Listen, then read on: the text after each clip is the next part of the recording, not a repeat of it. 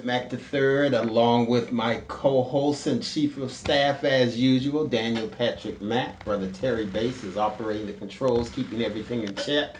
So great to see him, and again, the hardest working man in radio, period.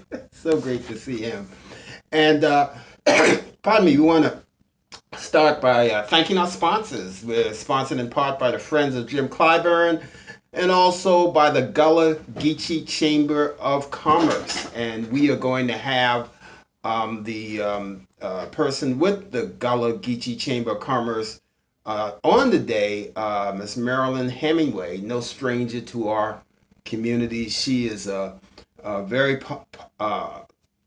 powerful person statewide, always, whether it's as relates to the Geechee Gullah Chamber of Commerce or just on her own, always speaking up for the right thing. So it's going to be a pleasure having her on today. So much to talk about. So much to talk about, and wanted to start by saying, we have to go back to this again. The vaccine.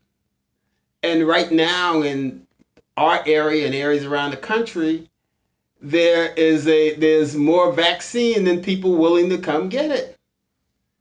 And I just keep hearing from especially folks in the black community, well, I got to pray on it.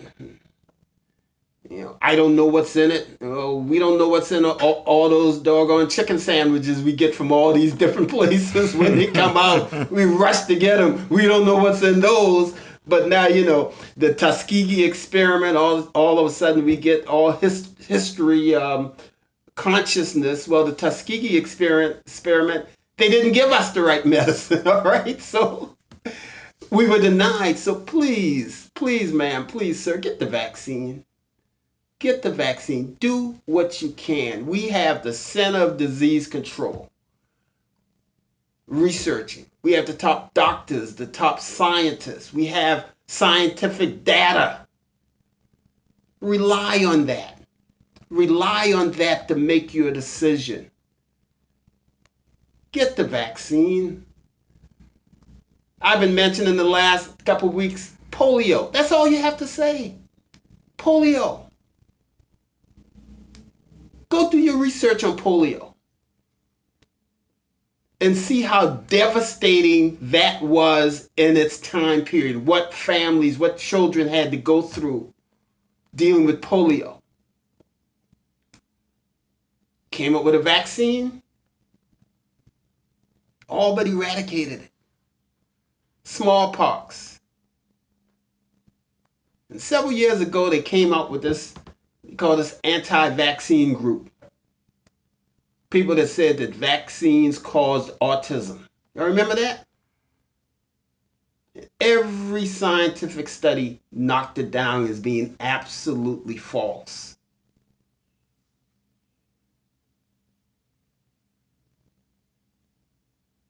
Again, listen to the science. Listen to the medical research. Listen to the Center for Disease Control, a national government to enhance the health of Americans. You don't have that in a lot of foreign countries. I remember years ago I went to Puerto Rico, and it was a conference, and we stayed in a real nice hotel on the beach. Real nice.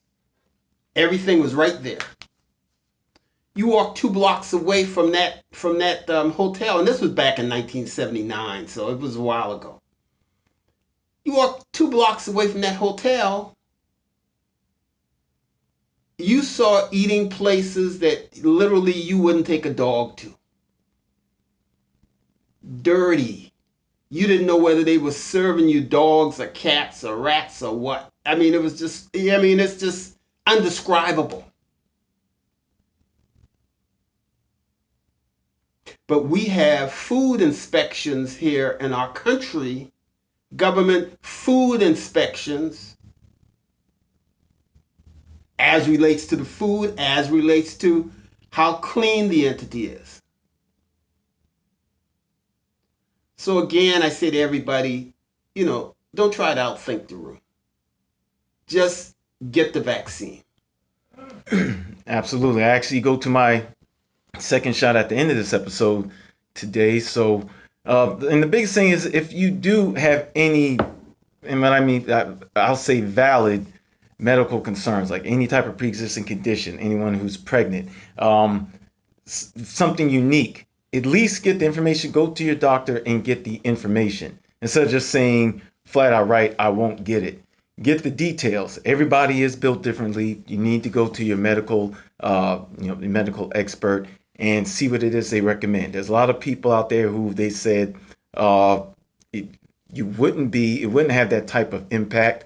And then there's certain things that they admit that they just don't know, in which that case you do have to take that into consideration.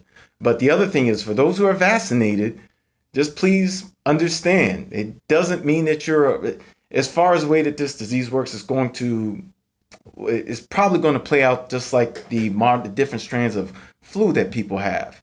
There's no SARS that just completely gets eradicated. It just keeps, the same way that we do, we adjust and our systems get different, the same way that any disease can. The common cold, the flu, this COVID will probably be around for a long period of time. You have people who've gotten it twice. So there's a chance that it's going to be like the flu where we have to make sure we just have to cover ourselves with strong health habits and everything else that we've discussed in previous weeks. And just because you get this vaccine doesn't mean that, hey, I can go out and about and just be totally in the clear or not have to wear a mask. Remember, the mask, if more than anything, was about protecting others because, say, the vaccine works for you, doesn't mean that you can't have it in you and then be a carrier and still spread it to other people who might not have the vaccine or still might be at risk. So still just be conscious of these things from here on out. It's going to be a life change. So this is something we'll probably have to be dealing with about, we're going to be super aware now how we're going to be around our elders, those who do have, say, they're battling cancer or post cancer, whatever the case may be. We're going to have to be conscious of that from here on out. It's probably going to be a whole lifestyle change because we know better, or at least we should. So, with everything that's going on, just make sure you're getting the information that's important to you, your family, your situations. Some people have elderly people to care of, some people have younger kids to care of, some people are in the middle and have to deal with both as far as those who would be exposed to risk. But whatever it is, do your due diligence within this because it's something that we all have to do. The realization that there might be certain people who you visit and may have to wear a mask around is just something you'll have to wrap your mind around because remember, even with as devastating as it's been, we don't know how many people in the country completely or totally have had it at any given point, are showing antibodies. So I think we're at a point where I forget, I don't even, with those numbers and infections, I haven't seen the total number in a long time, but out of 330 million people in this past year, it hasn't really hit a large fraction of that. So it's still as devastating as it has been. There's still many people who have not had it or experienced it. And it's not time to relax even after the vaccine because you still have to care about your brother and sister who may have not.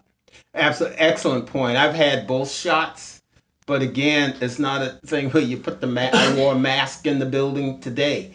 The last report said that if you're outside and you can go without wearing a mask if you've had both if you're fully vaccinated, and it's in the case of being vaccinated, you've two shots or the one shot, and it's been 2 weeks, you're fully vaccinated.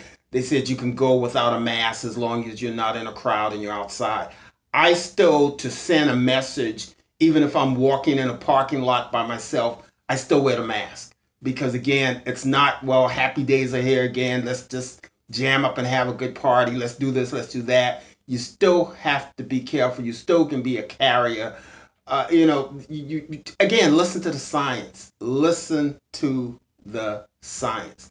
Brother Terry Bates, good to see you, my brother. The brothers get to hang out, get to be on the back end of after COVID, Mm-hmm. Mm-hmm. and as I was listening, uh, for those folks who continue to, I guess, stay up all night wrestling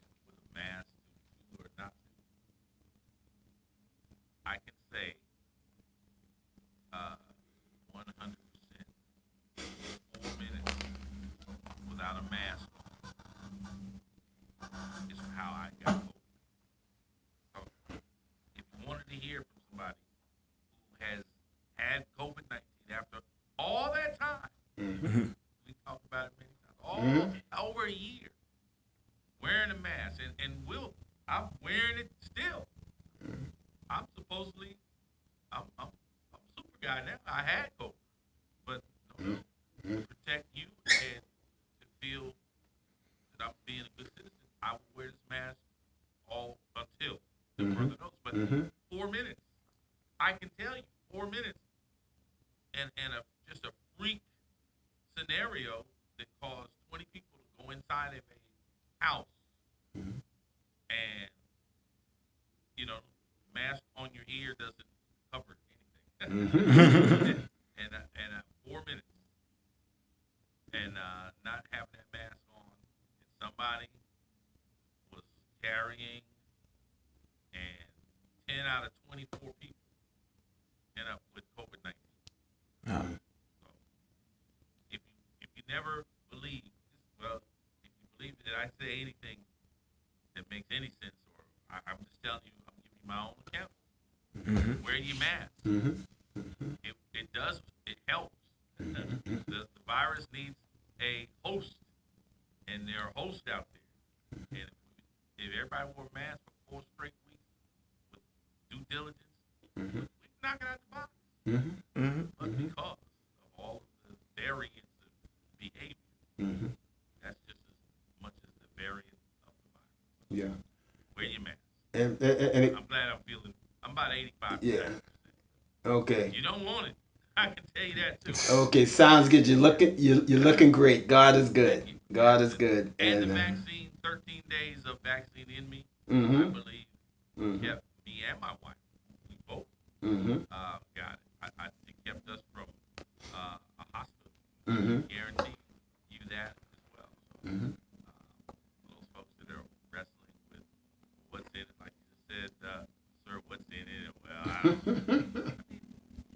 I don't know. So you completed your vaccine before contracting it? 13 days. Oh. So I don't know if it was enough time to give us 100% protection, but it definitely mitigated on the back end. Which real quickly is the whole point of how it works. It gives your body a small portion to identify it, and then if you catch the real thing, it's not brand new to it, and it has a better chance of fighting it off early before it gets to a point where someone may need hospitalization. That's right. And I'm telling you, just the fatigue. You don't want the fatigue that I think I mentioned this on the show here. I had mono when I was in college. That's the closest. I mean, that's the closest thing I can say. It was like to me. I mean, just extreme fatigue. I still have a cough if I talk too long, if I go too long. I still have a back end cough, and never had much of a headache. And then I didn't have where you hear people say they lost their taste, a sense of taste. My taste buds went the opposite thing, is either too sweet or too salty, which that's no fun either. Which is the unique aspect of it. And one thing I just want to mention real quick, a lot of these things, the vaccine is not causing people to feel this way. It's just that that's your body's immune system at work. It takes a lot of energy to fight these things. So instead of thinking the vaccine's making me sick, it is introducing this, but that's your body's immune system. It takes a lot of energy to learn to learn a virus, then beat it. It's going to take up that type of energy. So I don't think Which it's is just a good thing. Yeah. So that's actually means your body's working. It's working to fight against it. And that's where these fevers and these other things come from. So just don't think that someone's putting some poison in you. It's like, oh, that made me sick. That's your natural body's response system in action. Yeah. Okay, fantastic. And we're asking everyone just basically get the vaccine. There's a lot of things that we will talk about in this show, but we wanted to really emphasize that. With us on the line is, I said, quite frankly, is one of my favorite people, a blessing to the state of South Carolina with the Gullah Geechee Chamber of Commerce, who I said at the top of the show is now one of our sponsors, Sister Marilyn Hemingway. How are you doing? I'm fine. How are you doing? Good to be with you Oh, always good to be with you. And again, let me publicly thank the Gullah Geechee Chamber of Commerce for being one of our sponsors, and for you all the good work that you do. I've seen so many of your Facebook, YouTube programs, and they're very great. Which I'm not surprised. Knowing you for as long as I have, you always present great content, things that people need to know. The Gullah Geechee Chamber. I'm here with my son Daniel, who's my co-host. But first, start by telling us about the Gullah Geechee Chamber of Commerce. What do you do? What it's all about? Well, thank you. I appreciate you asking me that question. But first, let me say how much I appreciate you and the years that you've been presenting the David Mack Show and informing our community. And I've been on before. It's been a while. Oh yeah. Before my last time, it was politics and stuff. And I must say that it's always good to see the work that you do out in the community also. Thank you. And I just want to express my appreciation. So the Gullah Geechee Chamber of Commerce, I founded in 2018. We just celebrated 3 years in March. And I founded it with the mission to raise global awareness, profitability, and sustainability of African Americans and businesses, African American businesses and other entities that impact the Gullah community. Our advocacy is for environmental justice, addressing climate change, and education regarding career and business opportunities in green renewable energy. And why the advocacy and why the mission? Because economic and environmental justice is how we're going to achieve generational wealth, but also because inherently and historically, the Gullah Geechee are tied to the land and the water. And what do I mean by that? You often hear historians and others say the Gullah Geechee regrew the rice. But it's actually much more nuanced than that. We knew how to control the water and manage the land to grow the rice. And that speaks to engineers, that speaks to builders, that speaks to growers, carpenters, that speaks to master craftsmen and women. And that puts a totally different spin on it. So I take what we know inherently and historically and culturally as a community, and I am seeking economic uplift through the Gullah Geechee Chamber of Commerce. And that's what we do every day. You said so much with that that's so very important for our community to know and understand. And a lot of not just the black community, but our society does not understand the importance of climate change, which is so critical. I talk about that all the time. And one of the things that's really discouraging, if it's so difficult to get our society to wear a mask, it's going to be a major challenge for us to understand climate change. Our survival may not be in our lifetime, but the lifetime, it's our survival. With the temperature changes, the fires on the West Coast, all of that. I'm here in the Charleston area. The peninsula is sinking. I mean, we have to get serious about this. Yes, very serious. And we are a frontline community that has already been impacted by overdevelopment and gentrification and, quite frankly, violence that has led us to a path where we've lost millions of acres of land. Now you add in climate change, which in many instances, what has created climate change? The man-made conditions or things out of our control. But I truly believe that we are the indigenous people that will lead to saving all of us. And what do I mean by that? Going back, once again, to our knowledge of the water, to our knowledge of how to manage the land. And as a people, we've lost some connection to that.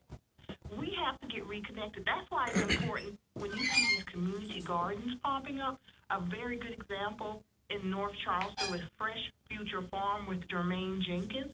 That is simply returning to what our ancestors knew.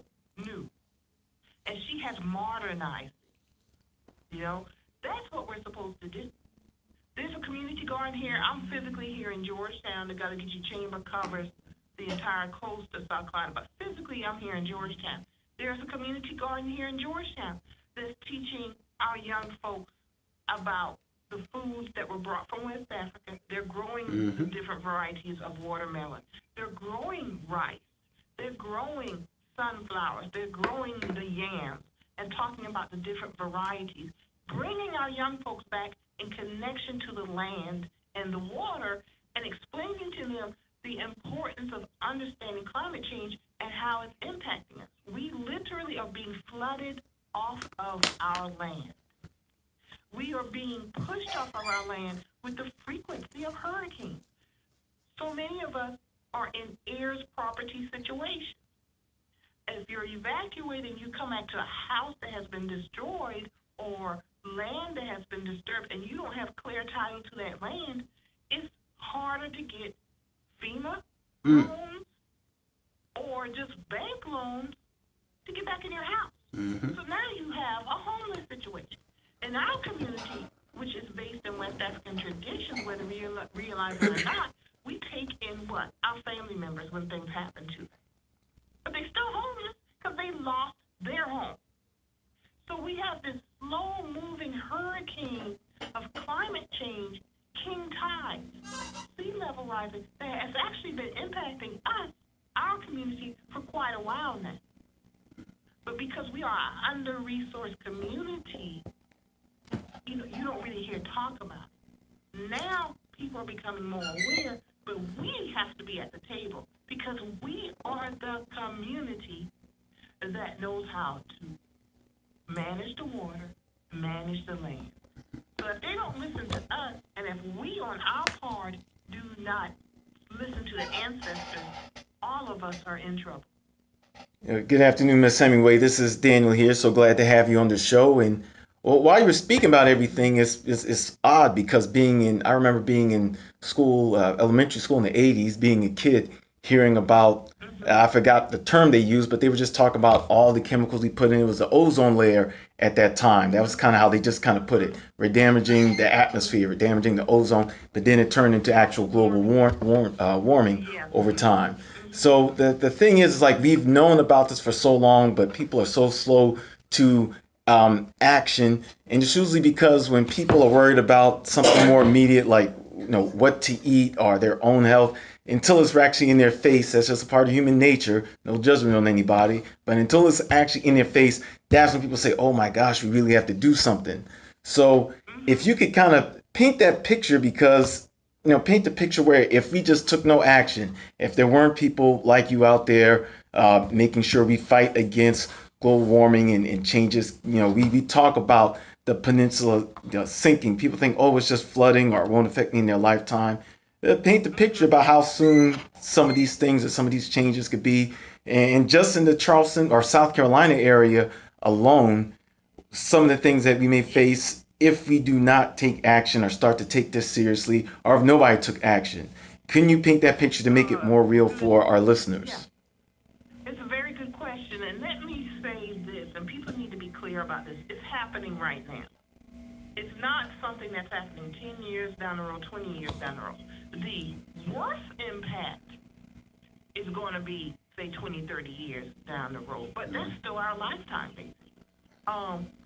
But it's happening now. We're seeing the waters lapping at our neighborhoods and communities.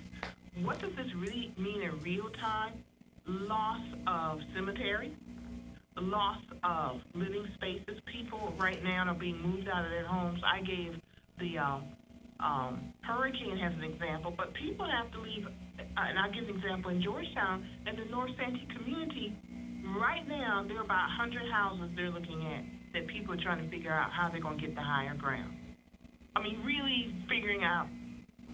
They've lost, imagine, you've lost the value of the house that you're in now because no one's going to be able to live there. It's now in a floodplain. You've got to figure out how you're going to get money to get a new house, new land. Okay, this is stuff happening right now. If we don't do anything about it, if The general population does not listen to the indigenous population. And if the indigenous population doesn't listen to our ancestors, we are all in trouble. The glaciers are melting right now. The Antarctic and the Arctic are melting right now, even as we speak. And that water has to go someplace. We live in the Lowcountry. It's called Lowcountry because basically most of it's below sea level. So it's gradually just imagining you filling up your bathtub and it overflows. That's what's happening to us. The bathtub is starting to overflow. But we have an opportunity now to mitigate the damage. And we have to change our habits. We have to change our industrial habits. We have to move away from fossil fuels and go towards green renewable energy. We have to reduce, reuse, recycle, which is something the Gullah community has done from day one, because we were enslaved into a culture that forced us to reduce, reuse, recycle. We need to get back in touch with what we inherently know the positive. Reduce, reuse, recycle, and understand that. Cemeteries are being flooded. So your family members, you hear about more frequently when hurricanes coming through, caskets popping out of the ground. Mm-hmm. You know, you didn't hear about that as much 20 years ago. You're hearing about it now. It's loss of jobs, because if you're going to move further inland, that puts pressure on economic development. Mm-hmm. That's a real thing that's happening now. It's a slow hurricane and it's happening slowly, and people aren't really paying attention to it. But if you see a water rising in your neighborhood and you just take that for granted, we have to stop that. Mm-hmm. We have to now start asking the questions. Where is that water coming from? Why is this water here that wasn't here 5 years ago? That's happening. That's the picture. And we do take it for granted because you see it. I think there's a saying, if you see something for 30 days, it disappears, it becomes invisible. So we see a little water in our neighborhood, mm-hmm. and we don't ask where it's coming from. You see it again and again and more frequently. After a while, you stop asking questions, even if you ever did. So it's a huge issue. It really is. We have to be honest about it. But we have to break it down in small bricks of knowledge and information so we can grasp it and be part of the solution rather than part of the problem.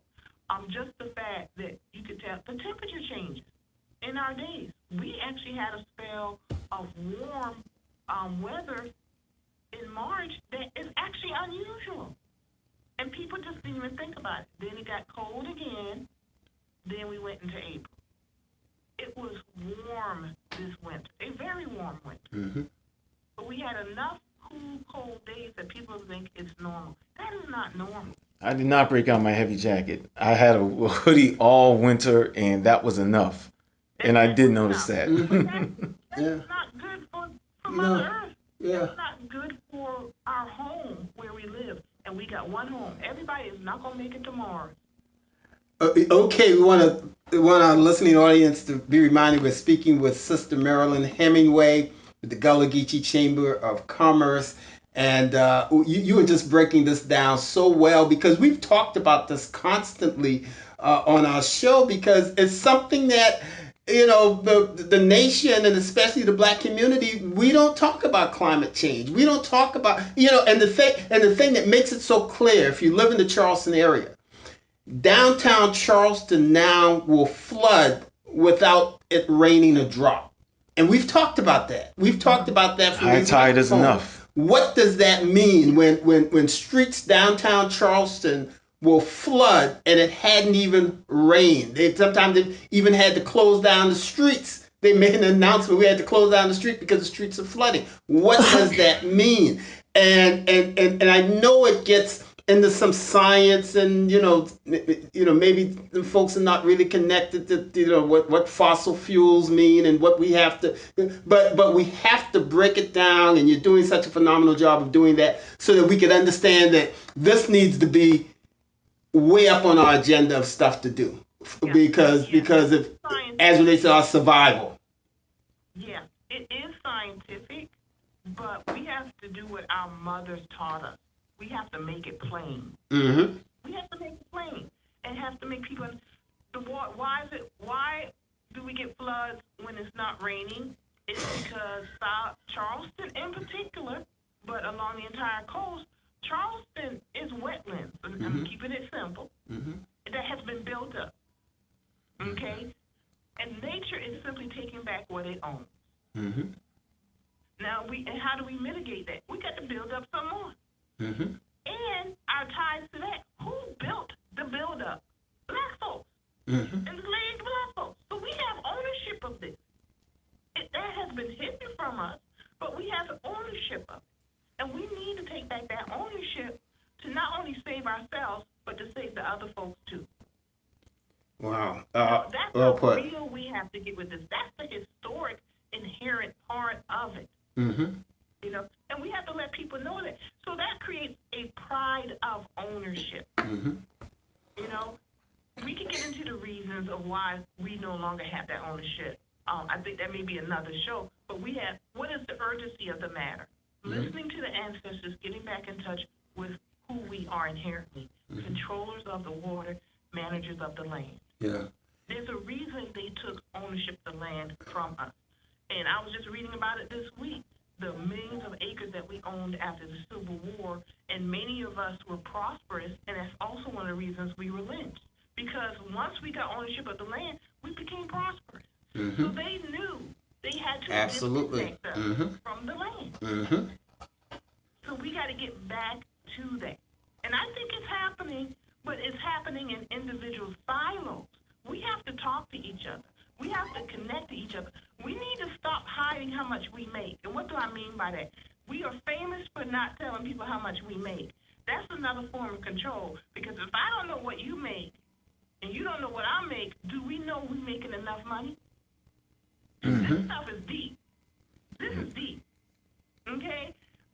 So we have to get over the false pride and take pride of ownership and understand what that means.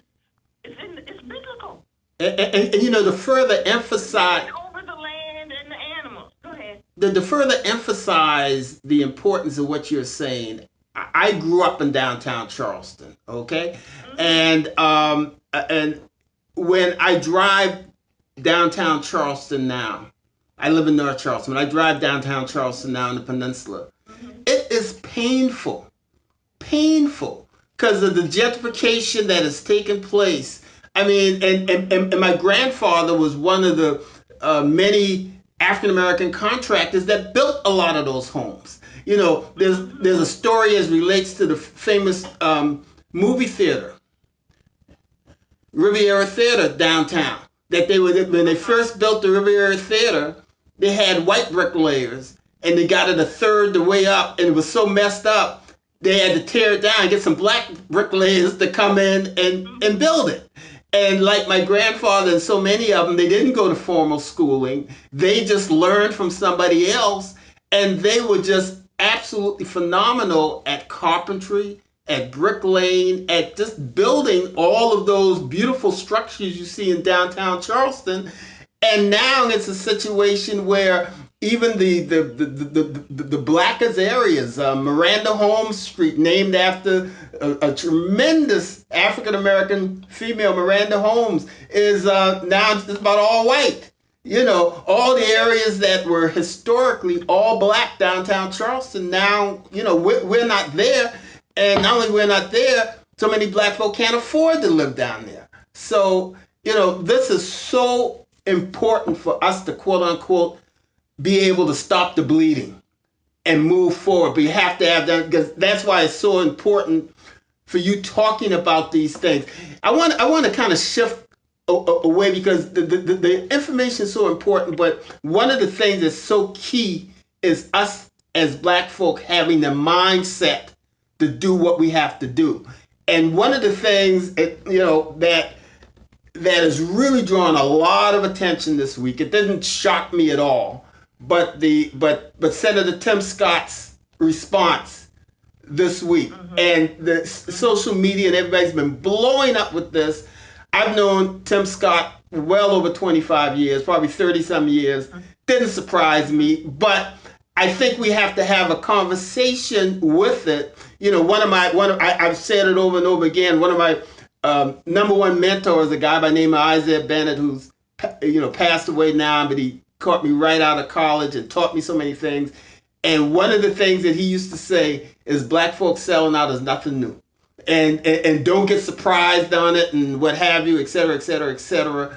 But what I want to try to get us to understand is not to focus so much on Tim Scott, but take away from that so we could teach our community, focus on our community, that we're going to have consciousness. We're going to have a love for our people, which is not a hate for anybody else. And we're going to do our homework and do the work not only on global warming, but on our educational system, on making sure we get access to health care. I talked about at the top of the show, getting the vaccine, all of those types of things. How do you think we use the Tim Scott message to inspire us as a people to do better? Oh, that's such a boy, that is a wonderful question. But let me go back to what you said at the beginning of this thread of conversation. With knowing Tim Scott for years, that is so important for people to understand. This is Tim Scott. I didn't even listen to it. I knew what he was going to say because I've been following Tim Scott. I'm not going to say I know him. I've been in spaces with him. And anybody who's been paying attention to Tim Scott knew what he was going to say. Absolutely. Because that's his role to play. His entire career is based on him being what the white man wants him to be. Because let's just be honest, the line is shorter on the other side. And you get more access to resources faster on the other side. Because who runs this state right now? It's a deeply red Republican state. More so than ever, yeah. Yeah, more so than ever. The only difference with Tim Scott is that he is now on the national stage. Absolutely. At bingo. They have to counteract Barack Obama being the first black president who was a Democrat. They have to counteract Vice President Kamala Harris, the first black female East Asian person who's female, the first female to be vice president. Such a sea change. Just in that small space. And that's to remind, that's just two people now that is flipping them out. And a big cultural change that is happening is America is starting to look more like the rest of the world. Because they just thought, this is where this white supremacy thought has come from, where America was founded because white people came in, committed genocide against the Native Americans and enslaved other people to do the work and build their wealth. And now what's being revealed is a reflection of the rest of the world. Because the rest of the world is majority black and brown. We just catching up. And they're deathly afraid of that change.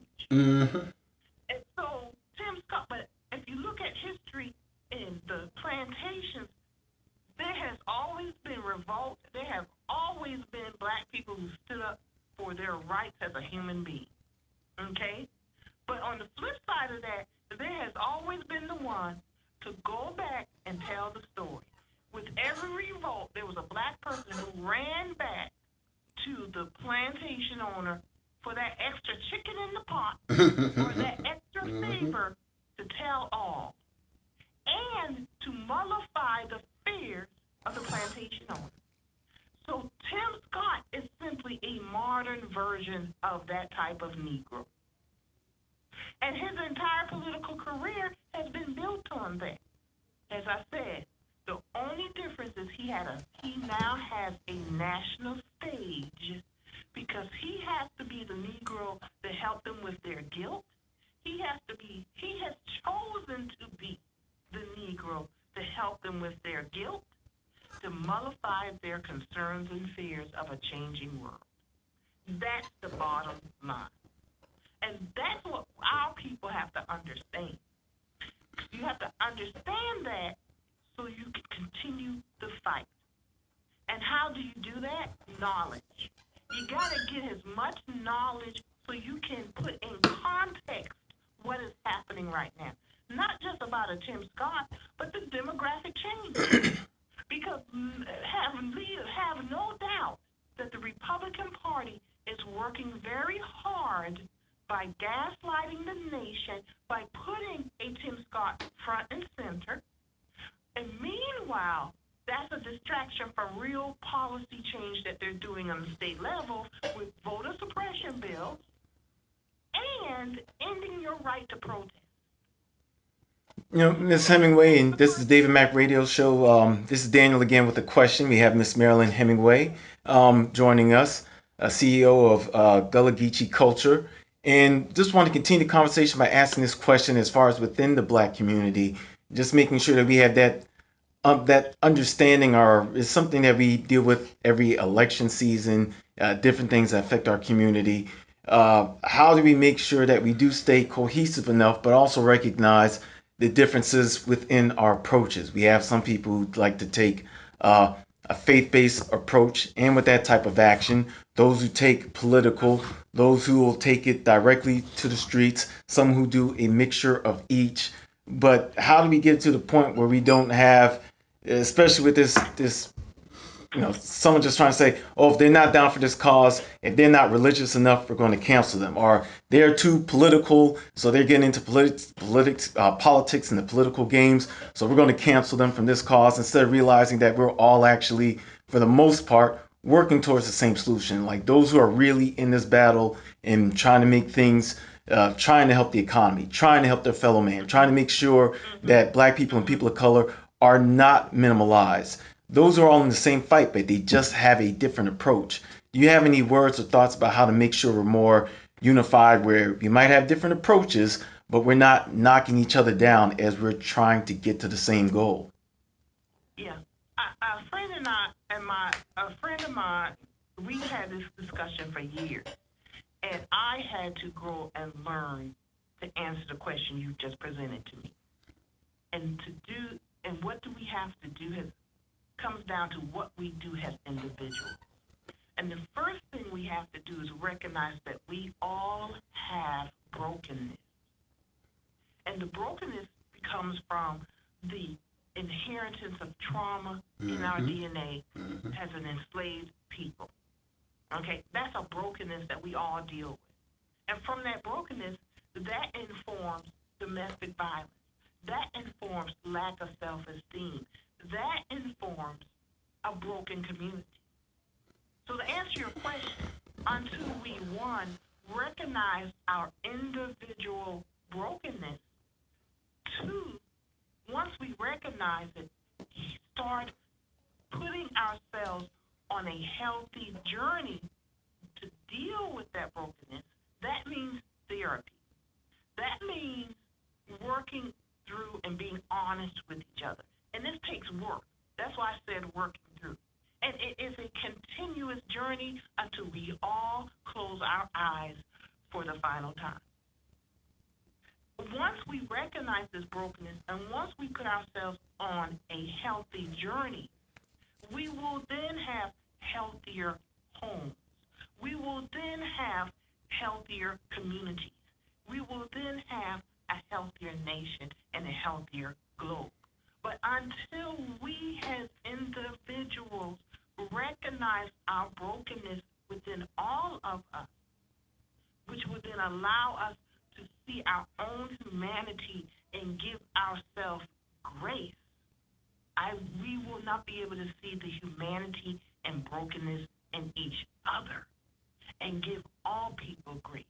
And once you give yourself grace, you will be able to talk to people. You will be able to put aside the false pride and say, you do your work, I do my work, let's do the work together. That's what we have to do. And I'm very serious about that because I had to go through that journey myself, and I continue to be on that journey. I had to recognize, Marilyn, there's some things in you that are broken. There are some unhealthy things. And I had to take control of that. What did I do?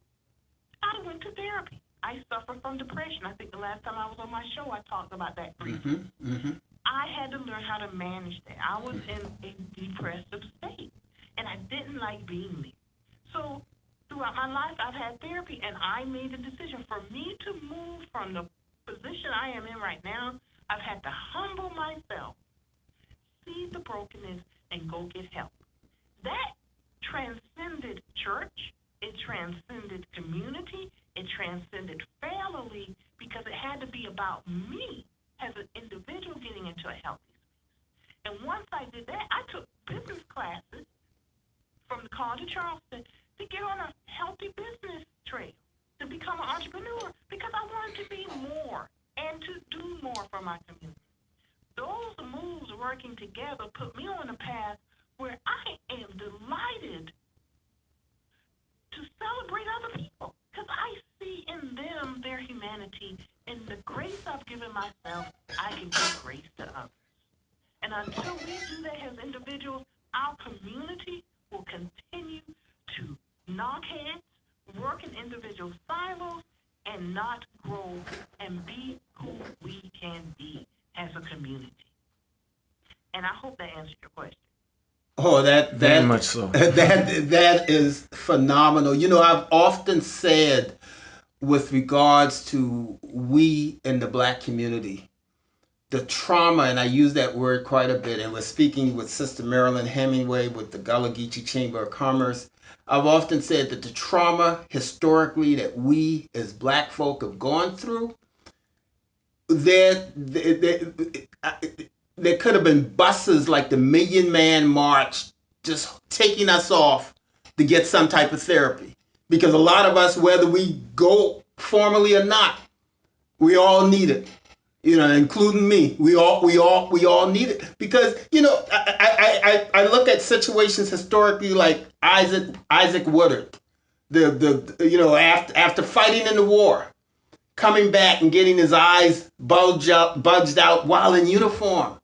You know, I mean, how do you do it? You know, and I think your answer, your extended answer as relates to Tim Scott was just simply phenomenal, because we have to understand that phenomena that is not new, but you said exactly what I've been saying, because it was at the national level as high as it was. You know, there's some folks beginning to process that for the first time. I can tell by what's all on social media. But and some folks will say, well, if it wasn't for people dying and doing this historically, he wouldn't have been able to serve in the U.S. Senate. Forget the U.S. Senate, he wouldn't have been able to sit at a lunch counter. You know, exactly. So we as Black folk, we need to understand that history and be aware, so that so again, my feeling as I analyze this and I've thought about it, and again, your response was just great, that we as Black folk need to take the Tim Scott thing and inspire us to work with our family, and especially our young folk, not to be like that. Not to be like that. Have an appreciation for yourself, your culture, a love for yourself. I talk to young folks a lot, and I constantly tell young boys that, Black life is not thug life. And I constantly tell young girls to respect yourself, to make sure that when you date young men, you be treated with dignity and respect at all times. These are the type of things that we need to constantly communicate to us as a people, especially our young folk.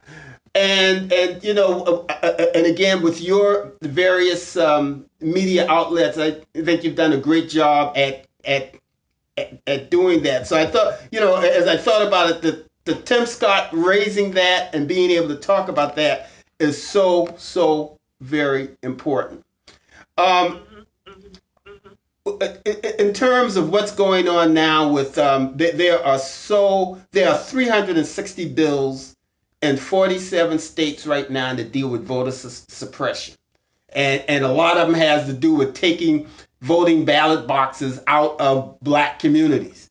And logistically now, the population is such here and all over the country, you can't vote everybody on one day like you used to. You know, when I was just out of school, I graduated from college in 1975, late 70s, early 80s. It was election day. That was it. And no longer than that, it was election day, Tuesday. Everybody voted. Everybody had to go down something. You can't do that. Logistically, you can't do that anymore. Okay, talk about that aspect for us in terms of political involvement and that we have to begin to stop some of these voter suppression drives. You know, we talk about Georgia and we talk about these 46 states. People need to realize it's happening right here in South Carolina. Absolutely. Right about it. Mm-hmm. But they pass some bills too to suppress our votes. So let's make that up front too very strongly. Oh, we've been talking about it from these microphones. You know we have. Yeah. Thank you. I'm glad you brought that up because these bills are being introduced and passed not because of voter fraud, but because of voter turnout. And the strength of our people is we are such a resilient people, and we should celebrate that. But with that resilience, the reality is there will always be pushback, and this is what we're seeing. And it goes back to what we were saying: that knowledge and recognizing what our ancestors went through and the resilience that they had. And once again, importance connected to healthy water, healthy land, because you got that creates healthy people too. Okay, so what does that have to do with these voter suppression bills? You got to have a healthy mind to understand what's going on. So y'all get on that healthy journey, okay? Then get knowledge about how do you counteract these bills. Contact your elected officials and tell this is unacceptable. I live in a red district, or I live a red county council district, but I have a Democratic senator and Democratic representative. And they lines may be redrawn because of the census results. But regardless, I called him. I called Tom Rice because on the congressional level, I'm in a red, very red district. Call them. Mm-hmm. It's bigger than your vote. Mm-hmm. Call them and let them know where you stand. Hold them accountable. Mm-hmm. And we've got to get engaged, folks, because they're coming at us. Not because of voter fraud. That's a big lie. Mm-hmm. They're coming at us for the voter turnout and our resilience. And it frightens them that we keep coming back. So just accept that, folks, that we're going to keep hitting the pushback. Once you accept it, you're able to fight it. Get the knowledge. How do I fight this? Get engaged. Show up at every meeting that you can. City, county council meeting. And then people, hey, I don't have transportation. I can't get to these meetings. Then this is where our leadership needs to come in. Mm-hmm. And we need to make sure people get to city and county council meetings. We need talking about it and be about it. And somebody's going to have to find some money. And as you say, the buses, the therapy from the Million Man March, we need the vans to the city county council meetings. Mm-hmm. The churches need to get involved, and get your congregations knowledge about these voter suppression laws and what's going on in South Carolina. We do have to step up. But once again, it also goes back to getting on a healthy journey. Because once you get on a healthy journey, you will be amazed of what opens up to you and the opportunities you will see and you will take and make things happen. And let me give you an example very quickly because I know time is running out. The Gullah Geechee Chamber of Commerce, we just received a grant to restart the Gullah Geechee Environmental Energy Conference that's going to take place in October of this year. And you'll be hearing more about it. We'll be doing some marketing and stuff. Okay. But I brought this up because in that grant, I deliberately put money in that grant for food for the attendees, for transportation. If you register and you attend, we will give you a gift card for your gas, and for a babysitting service. Wow. That's good stuff. And I did that because I didn't want to just tell my people, get on a healthy journey. We holding the conference this day so you can know about the environment and career and business opportunities in green renewable energy. I knew, and we know this, that we have to meet the people where they are. I want the churches, put the people people in the van churches, get them registered, you will get a gift card to take care of your gas. Once you're there, you're going to be fed. And if you want to come and you're a single parent, father or mother, and you want your knowledge and you want your kids to know something, we're going to have a babysitting service on site. That's what we have to do to get our people to be placed in a position of leadership and ownership, because we are all leaders. But we've got to give them the resources to not just be a survivor, but to be a thriver. And those who are in a position to do that, we're going to have to do it. And this impacts everything. This needs to be not just for the environment and energy. That same infrastructure needs to be placed in voter suppression laws. If you're going to have a workshop, you need to make sure your people get to that workshop. Find the money somehow, somewhere, and get your people to these workshops. If you got to have a hybrid where it's online and in person, which is what we're going to be doing too, then you're reaching another segment of our population. We've got to be innovative and think out of the box regarding these issues that we face, and that includes voter suppression, and that includes these laws also where they're trying to stop us from protesting, which is a right that we have to do in this country.